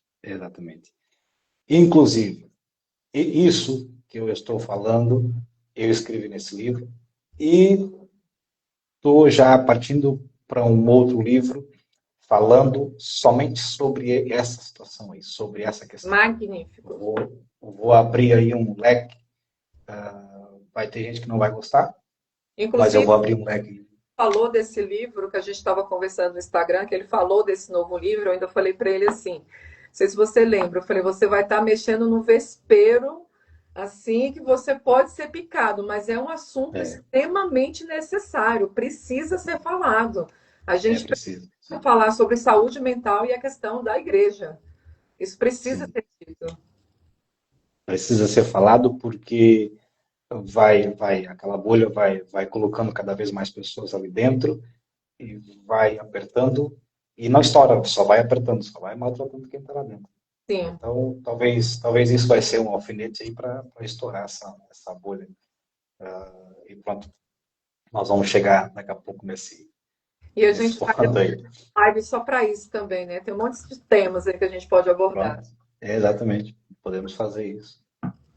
A pergunta que eu ia lhe fazer anteriormente, que é um pouco simples, mas talvez as pessoas podem se perguntar sobre isso. Como diferenciar? Eu já me perguntei isso há um tempo atrás. Como diferenciar uma tristeza normal de depressão, da depressão? Sim, hoje a gente vive, como eu falei anteriormente, as pessoas estão minimizando muito a depressão, né? A tristeza é um sentimento que todo ser humano carrega. A tristeza, a felicidade, o amor, a raiva, é um sentimento, já é do ser humano, a gente nasce com esse sentimento. Então, muitas vezes eu vou dar alguns exemplos aqui. Por exemplo, a pessoa que é casada, brigou com o esposo ou com a esposa, passou uma semana triste, para baixo, é uma tristeza. Estou com um problema no meu trabalho, passei uma semana triste, é uma tristeza. A depressão não é uma tristeza. A depressão é um transtorno mental. É uma doença avassaladora. É uma doença onde a pessoa perde a vontade de viver. Ela perde a vontade de socializar. Ela perde o interesse pelas coisas que ela mais amava de fazer. Ela perde o interesse de estar perto das pessoas que ela ama. Então, a depressão é um buraco muito mais embaixo do que a tristeza. Sabe, comparar a tristeza com depressão é como se estivesse minimizando a depressão. E a depressão é muito séria, é um transtorno. A tristeza é um sentimento que todos nós, seres humanos, têm. E ela tem um prazo. Ela começa e termina. Você brigou com a sua esposa, você passou uma semana, 2 semanas triste por conta disso. Quando vocês fazem as pazes, a tristeza vai embora e a felicidade volta. A depressão não é assim. A depressão é você precisa fazer um tratamento, é uma doença. Então existe essa diferença toda, né? Só que as pessoas gostam muito de minimizar a depressão. Não, fulano tá triste, por isso que ela tá assim abatida. Não, fulano tá só com um pouco de cansaço. Isso é minimizar a depressão e a gente tem que parar com isso. A gente tem que entender os sintomas, tem que trabalhar, observar as pessoas que estão ao nosso lado com essa doença e perceber que não é uma tristeza, que está durando muito, que essa pessoa perdeu o prazer da vida, que essa pessoa perdeu o desinteresse, que essa pessoa perdeu o desinteresse, o isolamento, sabe, a desesperança pela vida, para você ver a diferença enorme que existe entre a depressão e a tristeza. A minha esposa fez aqui um comentário, ainda lá sobre os assuntos das igrejas. Nas igrejas, reprimimos muito o nosso ser, tentando nos moldar ao que se diz achar ser perfeito, até o dia em que não conseguimos mais reprimir e fica doente. De fato, De fato. de De fato. fato, de fato mesmo. Até porque a gente tem que bater na tecla que nós somos seres humanos, nós não somos perfeitos. Todos nós estamos sujeitos a adoecer, seja lá qual doença for. Mas todos nós estamos sujeitos à depressão, à ansiedade, a ter crise de pânico. Todos nós estamos sujeitos a isso. Então, querer que o ser humano seja perfeito, ficar doutrinando ele para uma linha só de raciocínio, eu acho que o mundo é muito maior do que isso. A doença mental é muito maior do que isso. E o conhecimento também deveria ser muito maior do que o que é pregado nas igrejas, por exemplo. Agora, sobre a questão, ó, tem mais aqui uma pessoa que comentou aqui.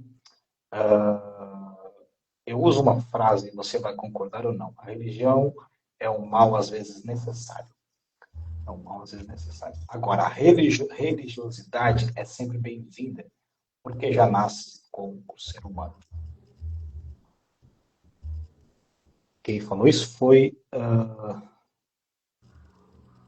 tá aqui o nome está um pouco misturado, né? Para poder... Alessandra. Alguma coisa Armando. A pessoa fez ali uma mistura, né, do nome. Faltou ali um pouco da criatividade. E ele disse: a religião é um mal às vezes necessário. Deixa eu tentar entender aqui. A religião é um mal necessário. Agora, a religiosidade é sempre bem-vinda, porque já nasce com o ser humano. Pronto. Às vezes, o se tornar... nesse caso, teríamos que ver que tipo de religioso, né? Isso. Que tipo de religioso que a pessoa se torna. Mas quando é uma religiosidade com temperança, com equilíbrio, né? Aí sim, aí eu concordo. Sim, aí eu concordo. Porque a religiosidade talvez não vem com a doutrina. Quando ela vem com a doutrina, com o radicalismo, ela puxa mais para o lado do fanatismo. É verdade. Uma outra pergunta que eu ia fazer, antes de fazer aqui a pergunta relacionada à depressão, que até pode ser um tema para uma outra live, também não sei se isso é a sua especialidade, é falar sobre autismo. Isso, acredito que esteja ligado, e eu já vou lhe explicar o porquê. Eu tenho um filho, o meu filho mais velho, ele foi diagnosticado com autismo nível 1. Ele, pronto, é um moço muito inteligente. E isso a gente começou a observar desde muito cedo, né? Essa questão dele assim, ser super inteligente. Só que houve ali outras questões que começaram a minha esposa principalmente começou a perceber mais os comportamentos dele. E eu sempre, por acaso isso já cheguei a comentar com a terapeuta que está trabalhando com ele, acompanhando ele. Cada vez que a minha esposa chegava para mim e dizia assim, eu estou preocupada porque ele faz isso, faz aquilo, principalmente a questão de socializar, né? E eu dizia assim, só que eu olhava, eu não via extraordinário naquilo, porque eu dizia para ela, eu também era assim. E ela dizia, mas ele está assim, assim, não, isso vai passar. Eu também era assim. Quando ele recebeu o diagnóstico, aí eu disse assim, poxa, então eu também tenho, porque os comportamentos são iguais. Pronto, aonde eu quero chegar? Se realmente essa questão de um caso de autismo pode chegar à depressão. Não, eu não tenho questão do autismo. E é até curioso também a gente até dar uma pesquisada sobre isso e trazer para outra live. Porque até hoje eu não ouvi falar de nenhuma coisa comprovada de estar ligado à depressão, né? Que seja um fator que ligue para a depressão.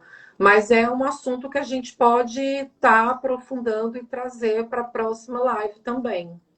Mas a minha especialidade realmente não é essa. Não é voltada para o autismo. Não é voltada. Agora, eu vou aqui fazer a pergunta, mas você já, nas outras perguntas que eu fiz, falou um pouco sobre isso. Mas quais são os principais sintomas da depressão e da ansiedade? Então, são aqueles que a gente já falou, mas vamos reforçar, né? A ansiedade, aqueles pensamentos acelerados, né? Palpitação, como se estivesse tendo um ataque cardíaco, suor, né? Insônia ou dormir demais. Na depressão, muito choro constante ou um isolamento total, dores de cabeça constantes. Isso eu estou falando da parte cerebral, né? O isolamento, a desesperança, a vontade de não viver. E nisso também vai descendo para o corpo. As doenças físicas, como eu falei anteriormente, doenças de pele, tá? É muito comum na depressão. Doenças intestinais, intestino solto, intestino preso. Então, são vários sintomas, mas como eu falei anteriormente, o ser humano ele é único, cada pessoa pode sentir todos eles ou pode sentir somente alguns. Sobre a questão da pele, eu tive muito isso. Não, não vou dizer que foi uma doença na pele, mas foram manchas. Isso surgiu muito nos braços, nas pernas, principalmente nas pernas. Apareceu muita essas manchas. Eu quero aqui fazer aqui uma menção também para a Daniele. Daniele também fez aqui um comentário, fez uma participação. Seja bem-vinda, Daniele. Espero que você e os demais, né, estejam aqui satisfeitos, né, com o assunto que está sendo tratado.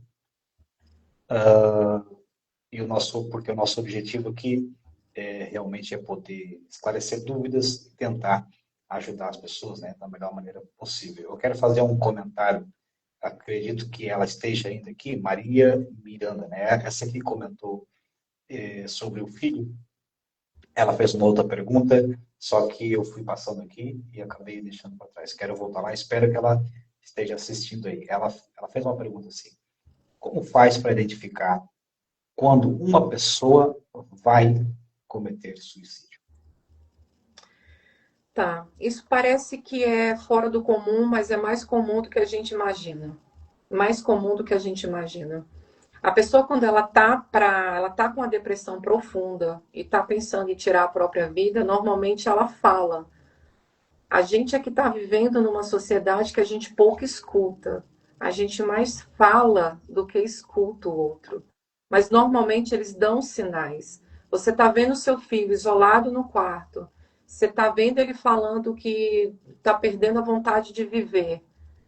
Não precisa de mais nada para você buscar ajuda. Isso já é um grande sinal. A gente tinha um estigma antigamente de que eu ouvi muitas pessoas falando assim: ah, quem quer se matar não avisa, ele vai lá e se mata. E isso não é verdade. A pessoa, quando ela quer se matar, normalmente ela avisa sim. Na verdade, ela está avisando, mas é no sentido de pedir socorro. Porque a pessoa que está em sofrimento, que está em depressão, que está nesse sofrimento profundo, no fundo, ela não quer tirar a própria vida.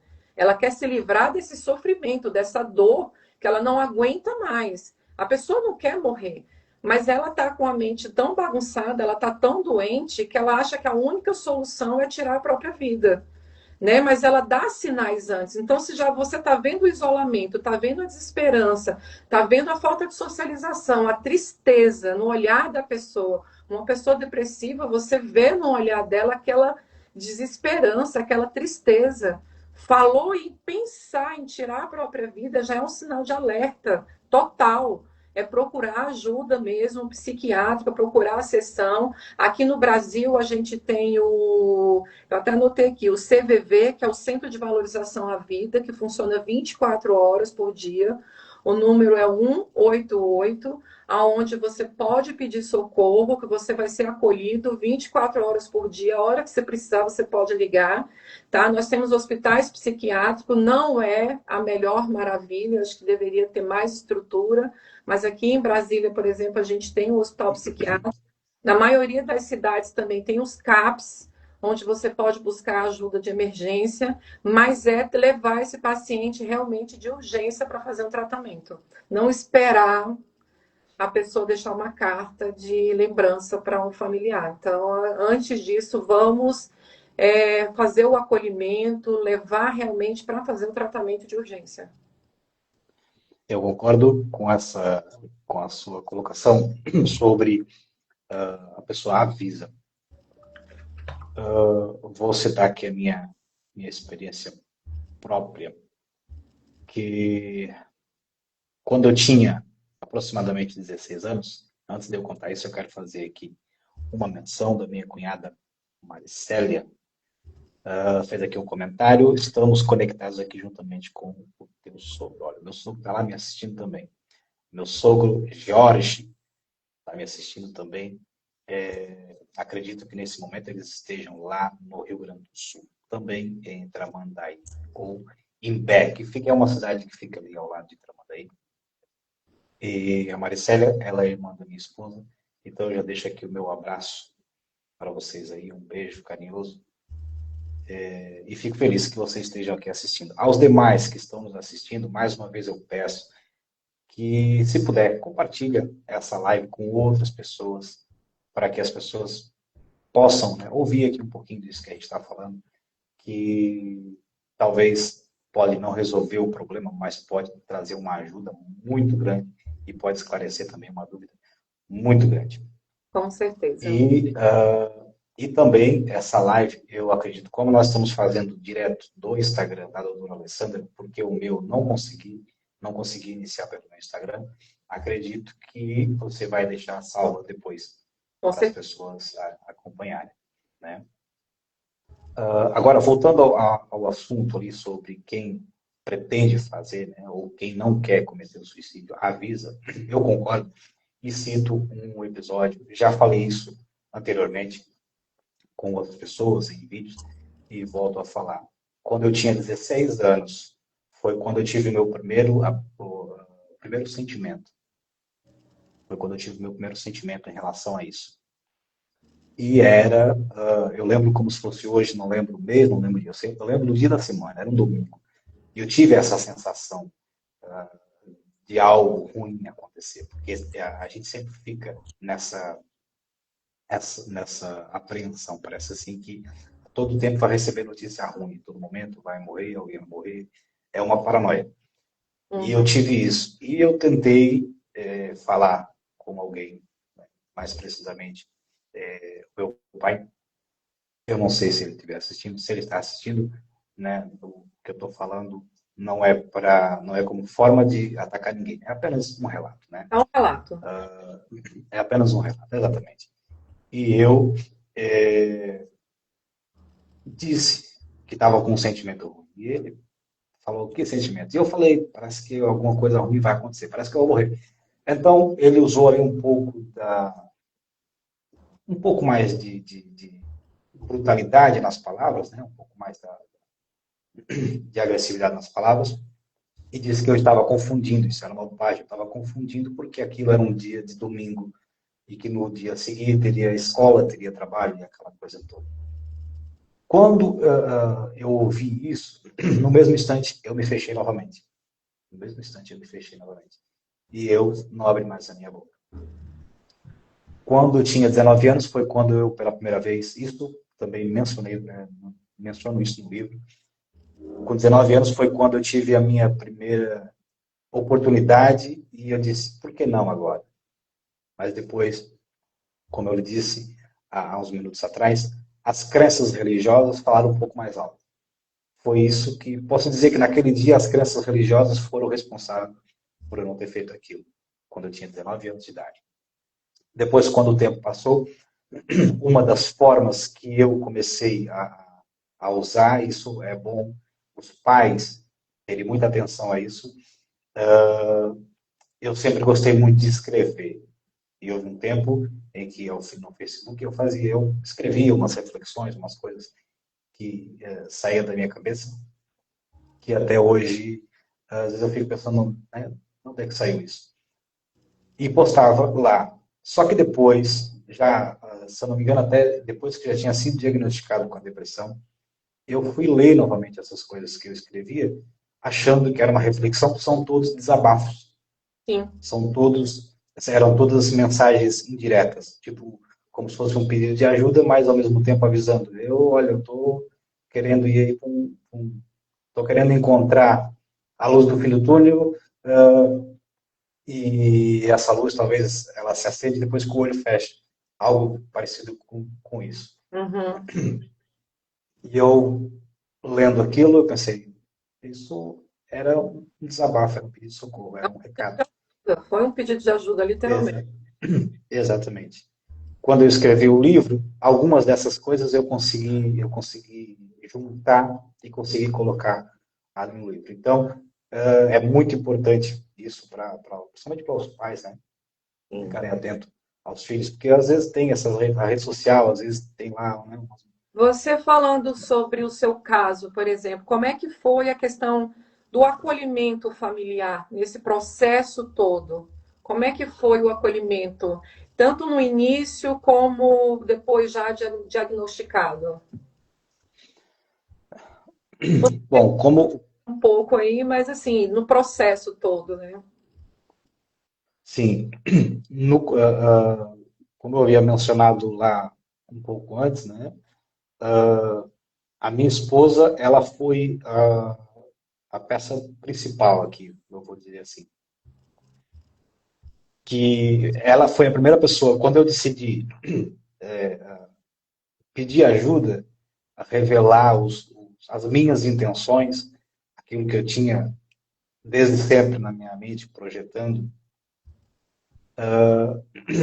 É claro, é um tipo de sentimento que eu tenho a consciência, né, de que para que as pessoas possam entender, porque às vezes pode ter alguém com esse mesmo tipo de pensamento. Eu tinha a consciência de que não era certo, tinha a noção de que não fazia sentido, não era a solução, de que era uma coisa medíocre. Mas o pensamento estava ali. Vou usar um exemplo.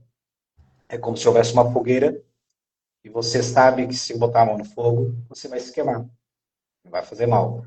Mas tem ali uma voz ao seu lado dizendo, bota a mão no fogo, coloca a E sua mão no fogo. várias vezes, né? E não é uma voz, a Exatamente. voz está constantemente dentro da cabeça da pessoa. Exatamente.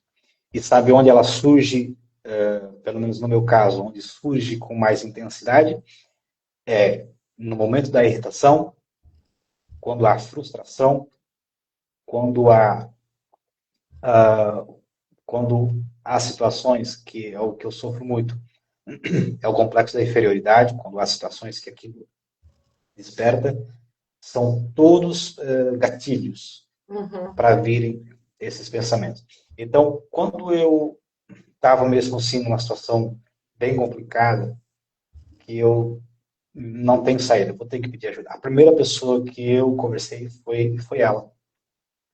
Foi difícil porque eu não queria sobrecarregar a mente dela com esse problema, né? Mas antes de levar ao médico, foi a primeira pessoa foi para ela. Então foi a pessoa que mais puxou por mim. Claro, como ela comentou ali, ela que teve que marcar a consulta e fazer a ameaça, senão o orgulho estava ali falando Parabéns. mais alto. Exatamente, parabéns para ela. Porque, então, como eu disse, eu devo muito isso a ela. Aí, claro, e depois, quando eu fui ao médico, quando eu recebi o diagnóstico, comecei a fazer o tratamento, aí fui abrindo, né? Fui falando, a minha mãe, meus irmãos. Aquilo foi bem recebido, né? Claro, ninguém queria receber aquilo, mas me entenderam, Sim. vamos dizer assim, me entenderam. Então, eu recebi bastante palavras, claro, de incentivo. E os de fora, claro que também eu vi muita bobagem, né? Ah, Mas a gente vai aprendendo, né? A lidar com isso, mesmo que a intenção, mesmo que no particular, aqui dentro de casa, né? Às vezes com a minha esposa eu falo, minha vontade, né, é chacoalhar a pessoa. Mas na hora de transparecer aquilo, era tentar assim, usar um pouquinho da inteligência. Eu quero só mencionar aqui a minha cunhada, a Maricela, pediu para uhum. mencionar também o Ivan, que é o esposo dela, que também está lá assistindo. Um abraço para o Ivan também. Pegando o que você está falando também, eu acho que é muito importante a gente colocar a importância da família na questão do acolhimento, mas também no adoecimento. Porque você conviver também com uma pessoa com uma depressão severa não é uma coisa fácil. Não é uma coisa fácil de lidar. E muitas vezes aquela pessoa próxima ali a essa pessoa doente, muitas vezes até adoece também, né? Porque é um processo doloroso e não é um processo rápido, né? Não é uma cura rápida. É difícil entender essas questões, até muitas vezes por falta de conhecimento, como a gente falou, mas também pela dificuldade também que a pessoa com depressão, ela não tem esse prazer de mais nada e a outra pessoa está viva, ela não está sentindo isso, né? Então a gente também acolher a família, né? A família também ter esse acolhimento também, eu acho muito importante para aguentar, porque é doloroso você ver quem você ama sofrendo tanto e muitas vezes você não consegue trazer essa dor para você. Então, buscar ajuda também, esse parente também é de suma importância também, buscar uma terapia também é bem importante também. Eu quero fazer aqui uma outra pergunta, só que você já falou bastante sobre ela, que foi quando eu fiz a pergunta a respeito do suicídio, né? Para identificar. Então, você disse basicamente aqui sobre os sinais, né? Que uma pessoa está precisando de um apoio. Sim, ao acolhimento, há sinais, sim. É só a gente prestar atenção aos sinais, porque a pessoa que está pretendendo cometer suicídio, ela está alertando a família antes. Muitas vezes as pessoas não estão ouvindo, prestando atenção, mas os sinais sempre são ditos, normalmente são ditos. Agora, uma outra pergunta. A psicoterapia é só para quem está em crise? Nossa, essa pergunta é muito interessante. Não, literalmente não. Infelizmente, a gente tem uma cultura de buscar ajuda, né, na questão da psiquiatria, na questão da psicoterapia, quando estamos doentes. Mas a psicoterapia não serve só para depressão, para ansiedade. A psicoterapia serve para a gente se conhecer como ser humano, para a gente se encontrar no mundo, para a gente se reconhecer, para a gente entender as nossas falhas, entender as nossas dores, entender os nossos sofrimentos. Não é só para a pessoa que está doente. Aliás, o certo seria todo mundo fazer, até mesmo para evitar ficar doente. Né? Se todo mundo começasse a se entender, entender um pouco as suas dores, seus sofrimentos, seu passado, suas marcas, suas cicatrizes, se você começar a entender isso o mais rápido possível, menos sequelas você vai ter com o decorrer da sua vida. Então, o ideal é procurar a psicoterapia antes de adoecer. Recomendar a psicoterapia antes de adoecer. É aquela frase, é melhor o prevenido do que o remediar, né? Isso, é melhor prevenir do que remediar. Outra coisa que eu queria te perguntar. É, como é que foi para você entrar para as redes sociais e se expor, assim, essa questão da depressão nas redes sociais? É uma coisa, é uma decisão importante, né? Vamos dizer assim. Porque, querendo ou não, você acaba expondo a sua vida, né?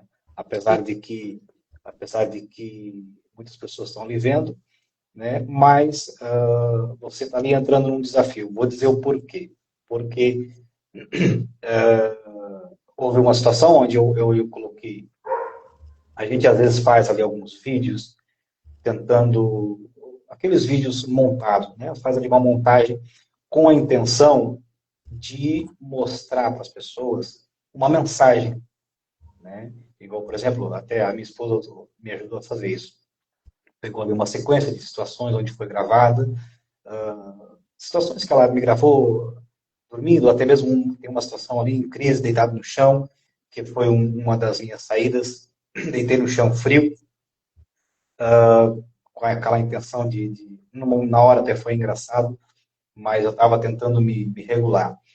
E pronto, e ela, no acaso, filmou aquilo. Enfim, a gente junta tudo isso, faz às vezes uns vídeos. A intenção é trazer uma mensagem para as pessoas sobre o que as pessoas passam, né, em relação a esse tipo de sentimento. E às vezes a gente escuta umas coisas desnecessárias. Igual, por exemplo, tem uma pessoa, eu acredito que ele não está me vendo, mas se tiver, olha, também não faz problema.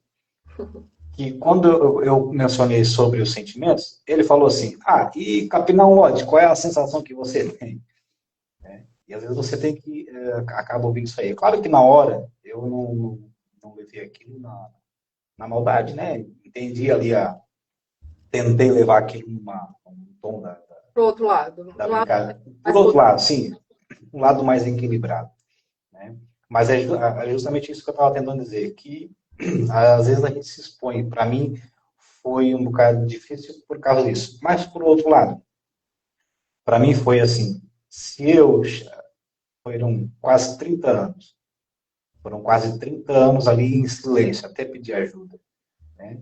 Talvez eu possa ajudar outras pessoas a sei lá, trazer algum tipo de atalho para não precisar passar o que eu passei, né? Importantíssimo essa decisão Com sua. essa, exatamente. Então, eu comecei pelo livro. É claro, o livro é uma, tem aí também por trás desse livro uma realização pessoal, né? Que era justamente isso. Era poder lançar o meu livro. Já que E durante anos, eu também estava doida para falar sobre isso também. Eu queria também falar sobre o seu livro, Sobrevivendo a Mim Mesmo. Eu acho que já li o livro, viu, gente? Recomendo para todos ler o livro. Eu acho que só o título já é extremamente interessante. Sobrevivendo a Mim Mesmo. O que te fez escrever esse livro? esse livro tem aqui, é, esse livro tem aqui a ver com algumas situações. Uma delas foi essa questão da realização pessoal. Eu queria escrever um livro, não sabia o quê. Esse não é o meu primeiro livro, esse é meu segundo livro. Porque o primeiro, quando eu fiz, era uma ficção. Então aquilo foi durante um tempo e eu deixei ele quietinho, não mexi mais com isso. É uma coisa mais voltada, hoje eu classifico como voltada mais para o público adolescente, algo assim. Uhum. Então eu foco mais nesse livro. Por duas razões. A primeira era essa realização pessoal, ou a segunda, vamos dizer assim, né? E uma certa vez teve uma pessoa que chegou para mim, uma pessoa que soube do meu livro, e eu havia feito um comentário com alguém e disse que aquilo foi como é que se diz, um projeto que deu errado, era o que eu tinha dito. Então, é como se eu tivesse dito que tinha desistido. Então, chegou uma pessoa para mim e disse para mim assim, tu quer escrever uma história? Não escreve a dos outros, escreve a tua. Era sua. Escreve. E eu pensei assim, mas vou escrever a minha história, vou escrever o quê? Eu comigo mesmo pensei, vou escrever o quê? Não tenho nada para falar sobre mim. Então, essa frase que essa pessoa disse, eu fui entender alguns anos, 4 ou 5 anos depois, que foi agora, quando eu passei por toda essa situação, eu disse, tá aí, eu vou falar sobre isso. Com esse objetivo, justamente de contar tudo o que eu passei, né? Como eu já falei também para outras pessoas. Esse livro, ele não traz uma proposta de cura, como é que se diz? Não é terapia, não é, fugiu aqui a palavra. Não é uma mentoria, não, nem nada disso, não é curso, nem nada disso. Esse livro, ele é um relato de alguém que está enfrentando isso, né? Que passou por um processo e está enfrentando, e que, através dessa história, outras pessoas podem, talvez, desatar ali um nó que esteja na sua mente, né? E dizer, poxa, o meu problema é esse. Eu realmente, a ajuda que eu preciso é essa. E às vezes é porque os sentimentos trazem confusão na mente. Às vezes deixa a gente, será que estou ficando louco? Sabe? E às vezes há pessoas que às vezes pensam isso. Talvez, conhecendo uma história de alguém que passou por isso, porque eu já ouvi pessoas que leram e disseram, eu me identifiquei muito com o teu livro. Eu também sou. E foi quando eu disse, pronto, eu acho que eu acertei mais ou menos o ponto, né? Então, o objetivo é justamente esse, as pessoas lerem e identificar e ver aonde está precisando de ajuda, aonde está ali o problema. Porque hoje, por mais que pareça simples, né? Aconteceu assim, assim, assim, eu estava com depressão e por causa da depressão aconteceu isso e aquilo. Mas enquanto eu estava vivendo aquilo, não era fácil de entender. Com certeza. Não conseguia entender o que está acontecendo comigo, né? Eu queria fazer aqui um comentário também que a minha esposa fez aqui. Pronto, ela botou aqui, eu tomo sertralina. Eu tomo sertralina já, doutora.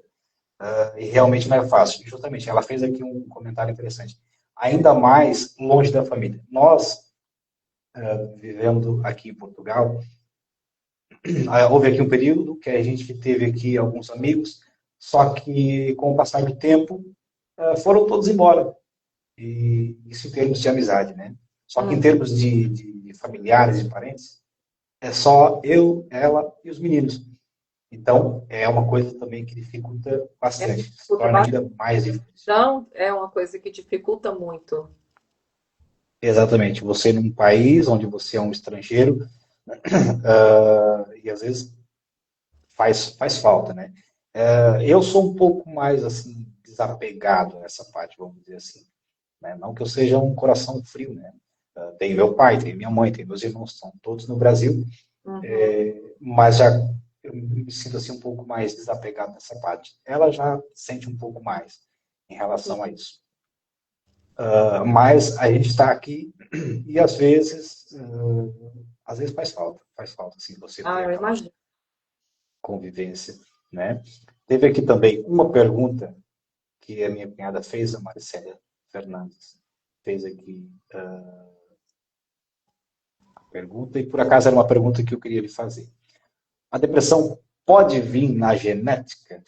Eu não sei, eu acho que a gente falou isso no começo, né? Isso. Ela pode ser tanto genética, né? Predisposição familiar, ela pode ser biológica, alguma disfunção química cerebral, e ela também pode ser ambiental, tá?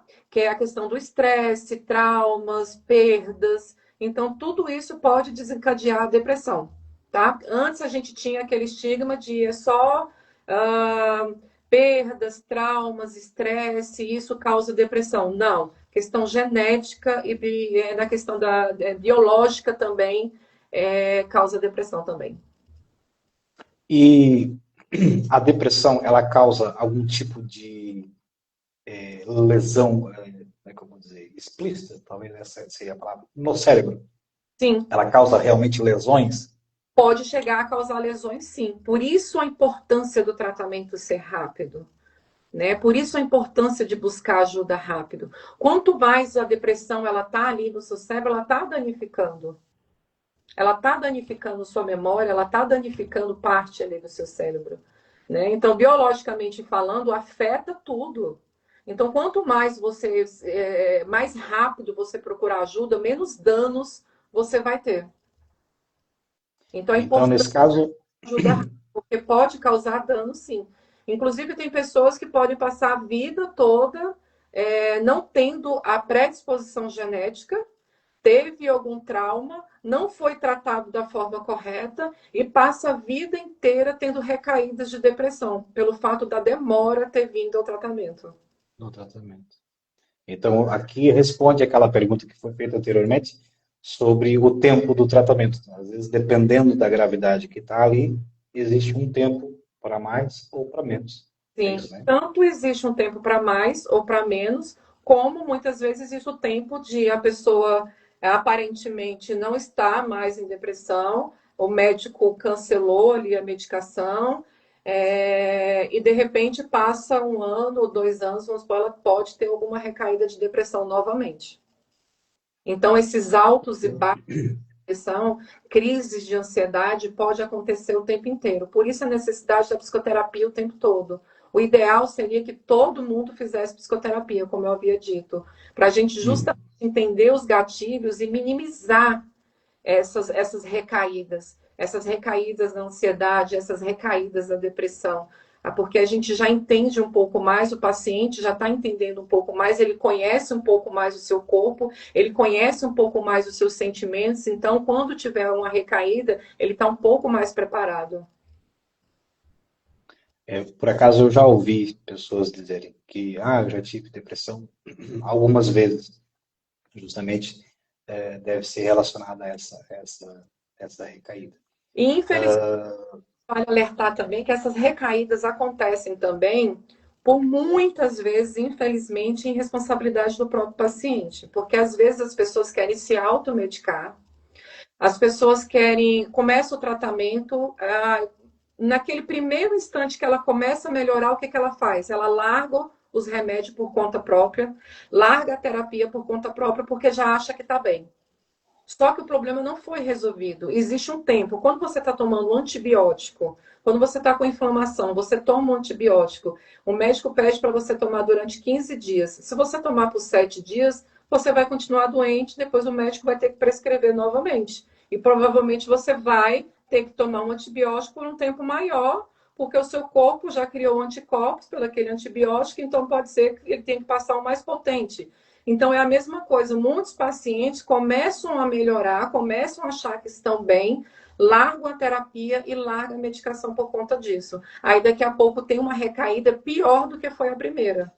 Então, é muito importante seguir as regras da medicação, parar quando o médico disser que tem que parar e, de fato, se possível, continuar com a psicoterapia.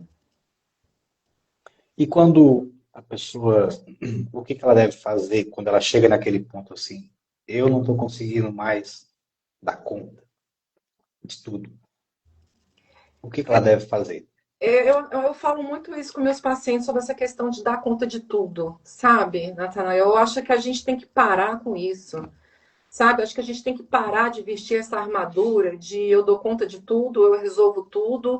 E nisso tá todo mundo adoecendo, tá? Nisso tá as famílias adoecendo. Alguém dentro de uma família está sobrecarregada por essa questão de eu resolvo tudo, eu aguento tudo, eu dou conta de tudo, eu sou forte, sabe? Eu acho que eu sempre falo isso para os meus pacientes. Para, respira.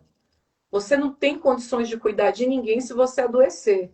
Então, às vezes, você se priorizar não é egoísmo, é autoajuda, é autocuidado. Então, eu acho que começar a dizer não para algumas coisas, parar com esse negócio de carregar o mundo nas costas, achar que dá conta de tudo, vestir essa fantasia de herói, quando chega em casa começa a chorar, vem as dores que você não tem para onde conversar. Então, vamos parar de achar que a gente aguenta tudo, vamos dividir as dores, vamos procurar ajuda, sabe? Para com essa fantasia de heroína, de herói, deixa no armário e vamos mostrar que somos seres humanos, que temos fraquezas, que temos problemas, que temos recaídas, que todos nós, se você bater em todas as portas de todos os vizinhos, todo mundo está passando por uma luta, sabe? Então a gente não precisa achar que a gente dá conta de tudo, a gente precisa se organizar para ajudar um ao outro, para ter mais empatia com o outro, mas sem se sobrecarregar. Então é isso que eu falo, esse negócio de dar conta de tudo, ó, parou, vamos respirar, vamos sentir o gosto da comida, vamos sentir o prazer de beber um copo d'água, senta um pouco, respira, tem um momento de lazer para você, sabe? Assim, tenha um momento para você, se olhe no espelho, sabe? Se reconheça, para de achar que dá conta de tudo. Esse é meu lema. E a depressão, falando assim, especificamente da depressão, ela tem cura? Ou seja, o tratamento funciona? Então, a depressão, o tratamento funciona, com certeza o tratamento funciona, tá? Mas como a gente falou, tem algumas predisposições genéticas que podem a gente ter um controle da depressão. Na maioria das vezes, falando estatisticamente, na maioria das vezes as pessoas conseguem, quando fazem o tratamento direitinho, elas conseguem se curar, conseguem ter uma vida funcional tranquilamente. Consegue voltar para a sua vida, consegue voltar para a sua realidade, tá? Quando ele faz o tratamento de forma correta. Mas existe essa minoria que, infelizmente, precisa desse controle por uma vida toda mesmo. Né? Às vezes por questões genéticas, uma demora na descoberta, tem recaídas durante a vida toda. Mas na maioria das vezes a depressão ela tem cura. E quando surgem os pensamentos suicidas, por exemplo, o que uma pessoa, de momento, o que ela deve fazer? Imagina uma pessoa pronto, que se vê sozinha, vamos dizer assim. E quando vem os pensamentos, o que ela deve fazer? Qual é como é que se diz? A procedência dela, o procedimento, aliás, que ela deve fazer? Bom, normalmente eu espero que essa pessoa que esteja com esse pensamento já esteja fazendo psicoterapia, né? Porque a gente consegue fazer a intervenção, né? Mas realmente, quando ela está só, é um perigo muito grande. Quando ela não tem acompanhamento, quando ela não tem um acolhimento e ela tem esses pensamentos constantes, sem um acompanhamento médico, é um perigo absurdo, porque a chance que ela tem de cometer suicídio é muito grande. Né? Então, tipo assim, dizer para uma pessoa, essa pessoa que está pensando em suicídio, ela já está desesperançosa da vida. Ela já não tem predisposição para estar viva. Normalmente essas pessoas começam, ela tem muita culpa. E ela começa a se culpar, né? Tipo assim, eu tô dando trabalho para minha família, minha vida não vale nada, eu acho que eu não mereço estar vivo, eu acho que eu tô dando trabalho para meus parentes, eu acho que o melhor é morrer, entendeu? Então são esses pensamentos que ela tem. E esse pensamento é que a gente falou agorinha, são as vozes que ficam na cabeça o tempo inteiro. E essas vozes normalmente são mais fortes do que a pessoa, porque essa pessoa está doente. Não é porque ela é fraca, não é porque ela é impotente, não, é porque ela está doente. Então, quando a gente está fazendo o tratamento com essa pessoa, a gente consegue interferir nesses casos, consegue trabalhar. Mas quando ela não tem um acolhimento, realmente, quando essa pessoa está sozinha, realmente é um perigo muito grande porque a depressão, as vozes são mais fortes mesmo do que o sentimento de empatia pela família, se você falar para uma pessoa que está querendo se suicidar, mas você vai deixar, sua família vai sofrer. Ela não acha isso, ela não pensa dessa forma, ela acha que está levando alívio para a família por estar dando trabalho para a família. Entendeu? Então é um perigo muito grande. Por isso que é bom a gente ficar alerta aos sinais de depressão nos parentes, nas pessoas que a gente ama. E agora uma pergunta que eu quero lhe fazer é uma pergunta assim um pouco forte. Mas é mais uma questão de curiosidade. Você já perdeu alguém para depressão? Graças a Deus, não. Graças a Deus, não. Estou com dois pacientes, que eu não vou falar o nome, porque eles também participaram aqui da live também, mas eu tenho dois pacientes muito difíceis. Mas eu já estou vendo melhoras. Isso é como se fosse um prazer pessoal muito grande de ver a melhora, mas é difícil mesmo. É como se fosse 24 horas por dia, você, como psicanalista, a gente fica em alerta. Porque a gente sabe que essa pessoa, né? E eu sempre falo para esse paciente: esse pensamento bateu na sua cabeça, por favor, me liga, me procura, manda uma mensagem que a gente vai e eu consigo, com um áudio, tranquilizar a mente dela. Eu falo, foca no meu áudio, foca na minha voz, escuta o que eu estou te falando e eu consigo intervir. Mas você imagina essa pessoa sem cuidado. Mas graças a Deus eu ainda não perdi nenhum paciente. Eu espero não perder nunca, né? Nunca perdi. Eu acho que também seria uma Pois, dor exatamente. grande para mim também. Pois, exatamente. Ah, pronto, nós já temos aqui uma hora, quase 2 horas de live. Agora você podia falar, botar o link, né, do livro, para a gente falar daquelas questõezinhas do livro também. Interessante. Pronto, para gente aqui já encaminhar para encerrar a nossa live. Eu quero falar algo assim, o pessoal que ainda está aí até agora, né, tem acompanhado. Em primeiro lugar, eu quero agradecer demais a todos, né, que ficaram aí até o final, quem participou, quem fez pergunta, quem fez comentário. Bastante Eu quero perguntas. aqui, pois, foram bastante perguntas. Eu quero propor algo aqui, as pessoas que desejarem conhecer o meu livro, o meu trabalho, né, quero estar fazendo aqui algo especial agora. E isso vai envolver tanto o meu trabalho como o trabalho da doutora Alessandra. Eu quero propor um desconto de 30% para as pessoas que desejarem adquirir meu livro. Meu livro está disponível no site da Hotmart. O link tem na bio do meu perfil, só que eu também posso estar colocando aqui no comentário. Nos comentários eu não acredito que funcione, que seja clicável, mas na bio do perfil ele é. Ou então, mandar uma mensagem em particular para mim ou para a doutora Alessandra e dizer assim, olha, eu queria comprar o livro, eu vim através da live. Fazendo isso, você vai receber ali um cupomzinho, um código de desconto de 30%. Agora, se você, os que estiverem assistindo, desejarem um cupom ainda maior, de 50% de desconto, a gente vai fazer aqui um trabalho ainda mais forte. Aqueles que ligarem, entrarem em contato com a doutora Alessandra e dizer assim, olha, eu quero marcar uma consulta, quero marcar uma sessão, enfim, conversa com ela. Se você marcar isso com ela e realmente comparecer, seja pessoalmente ou online. Então, daí a doutora Alessandra vai estar encaminhando o cupom de 50% de desconto. Mas tem que marcar e tem que comparecer, comparecer, exatamente. Não é só criar ali a esperança e não a expectativa, né?